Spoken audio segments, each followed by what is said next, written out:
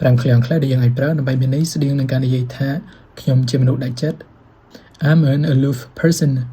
មានន័យថាខ្ញុំគឺជាមនុស្សដែលមិនរាក់ទាក់ជាមនុស្សដែលចូលចិត្តនិយាយអ្វីមួយត្រង់ៗដែលវាខ្លាចប៉ះពាល់ចិត្តអ្នកដទៃឬក៏ជាមនុស្សដែលដាច់ចិត្តដែលធ្វើអ្វីមួយគឺលក្ខណៈថាបែបអត់ខ្វល់ពីអ្នកដទៃឃ្លាទី2 I'm an insensitive person មានន័យថាខ្ញុំគឺជាមនុស្សដាច់ចិត្តគឺជាមនុស្សដែលមិនខ្វល់ឬក៏មិនបង្ហាញការព្រួយបារម្ភពីអ្នកដទៃឃ្លាទី3 I'm an indifferent person មានន័យថាខ្ញុំគឺជាមនុស្សដែលមិនបង្ហាញការចាប់អារម្មណ៍មិនបង្ហាញភាពមេត្តាឬក៏មិនបង្ហាញពីភាពព្រួយបារម្ភចំពោះអ្នកដទៃឃ្លាទី4 I'm a cold person មានន័យថាខ្ញុំគឺជាមនុស្សដែលមិនបង្ហាញពីអារម្មណ៍របស់ខ្លួនគឺជាមនុស្សដែលមិនបង្ហាញភាពកក់ក្ដៅឬក៏ជាមនុស្សដែលដាច់ចិត្តឃ្លាចុងក្រោយ I'm a dispassionate person មានន័យថាខ្ញុំគឺជាមនុស្សដែលដាច់ចិត្តឬក៏ជាមនុស្សដែលធ្វើអ្វីមួយដោយយោងទៅតាមការពិតឬក៏អ្វីដែលត្រូវធ្វើជាជាងការធ្វើដោយការយោគយល់គ្នាឬក៏